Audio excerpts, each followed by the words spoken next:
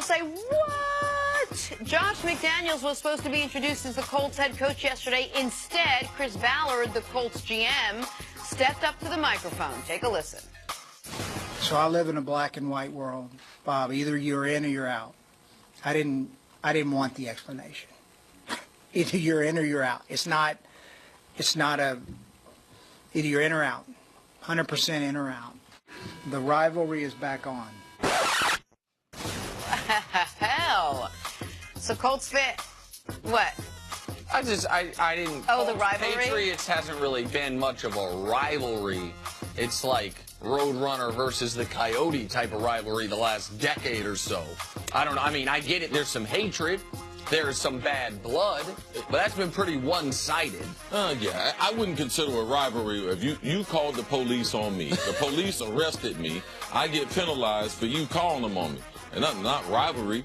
I don't know what they woke up to. The Patriots hate them. They will always hate them. If they could do something to take a coach away from them, of course they will. That's the way New England does business. But wake up.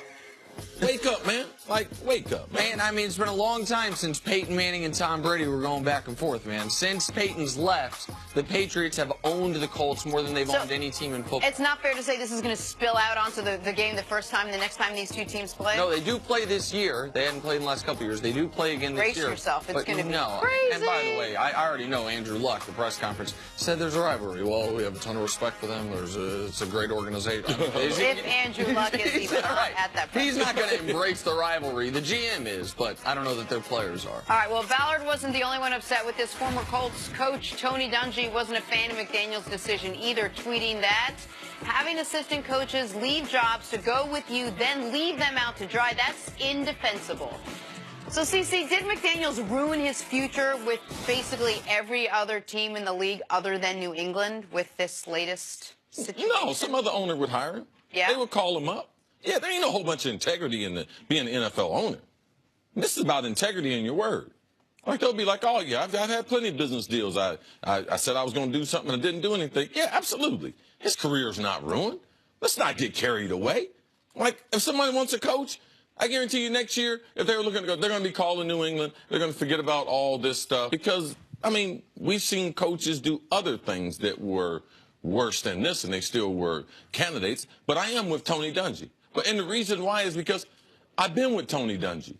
I know his career. I know how Tony Dungy got passed over. Dennis Green gave him an opportunity to be a great defensive coordinator, and how he felt responsible. I know the type of man Tony Dungy is, and yes, his word is his word. But, and I was kind of shockingly found this out in talking to you this morning. Like, man, people aren't trying to help other people. Like, when you have a subordinate, like the typical subordinate is not going to get any help from someone above them.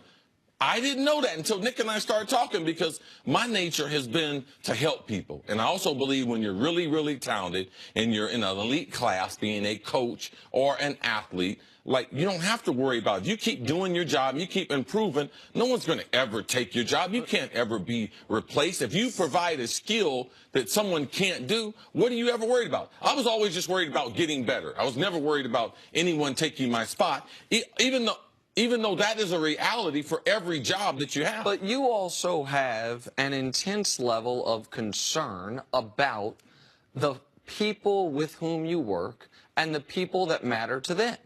And what is most indefensible to me of what Josh McDaniels did is the lack of courage to own the decision fully and call the people affected. He called some of the coaches that had agreed to come with him, but not all of the coaches. That, again, according to Diana Rossini of ESPN, and then it was clarified later of he called the coaches that were in the building, but not the ones that weren't in the building yet. If you're going to make a decision that you decide is best for you and your family, but has a deleterious effect on plenty of other families, you gotta own that. Like, I have good reason to believe that not that long after Chris Carter and I agreed to work together, and Chris took on an enormous responsibility in this show, knew what the wake-up calls would be, knew what the workload would be.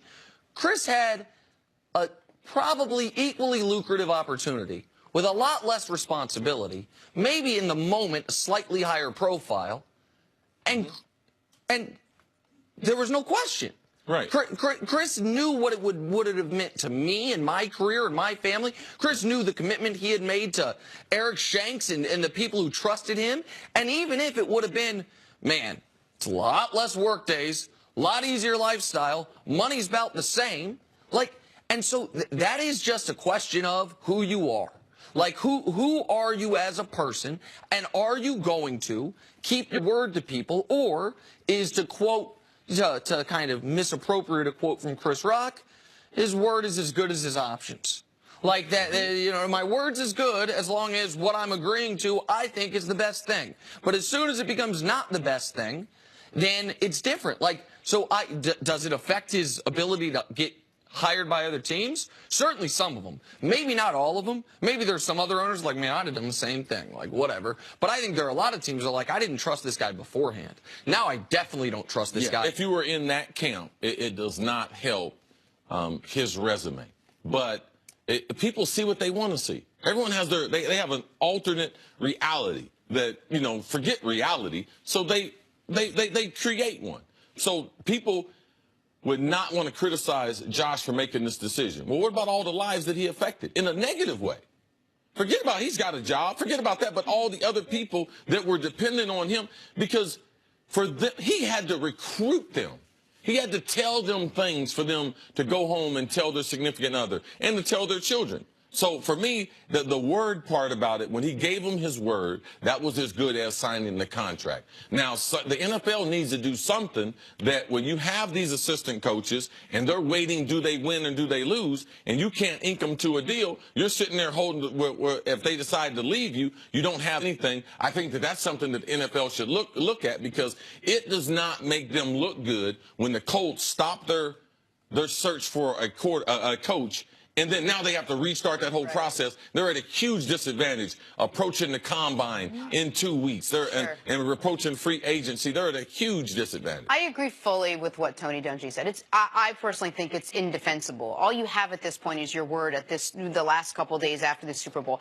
But there's something also to be said, the fact that the Patriots knew that he was being sought after for other head coaching jobs. There were a number of opportunities where they could have convinced him to say. So either they didn't do it, or they didn't believe that he was really going to go, or they lost the Super Bowl and thought, oh, wow, we can't lose both coordinators. Like, do you think this would have happened had they won the Super Bowl? Oh, I don't know if Belichick at the last moment was like, man, I can't lose both my coordinators. Let's do everything we can to bring Josh back into the fold. I don't know. I don't know why it happened in the timeline it did, and there's no precedent for it. There's no precedent for someone having a Belichick. You're like, oh, Belichick did it to the Jets. Belichick went from head coach to head coach to go from coordinator to head coach, and then he was also general manager. He was getting everything when he went to New England. Right. So maybe even a full step up, but it certainly wasn't a step down. And so, but the other thing that I do want to mention about these coaches, because I don't think the fans totally recognize it, that, yes, the head coach of an NFL team is a wildly lucrative profession. But these couple of coaches, Matt Eberflus, Mike Fair, who left their jobs to go to Indy, where they are locked in, but the new head coach might have no relationship with them, might be very short. Those guys make regular person, upper middle class to lower upper class money. It's not like, oh, okay, no matter where I go, I'm going to send my kid to the best private school ever. We can pick up and move. I don't need to worry about selling my house. The same things that you are concerned about when you have to leave a job, they are concerned about. Like, Josh McDaniels is going to be fine no matter what. But some of these other guys, like, it's a real tough life situation they're in. And that's what I think Tony Dungy, is a good man, was concerned about. All right, coming up, did LeBron James just get back in the MVP hunt? Next on First Things First.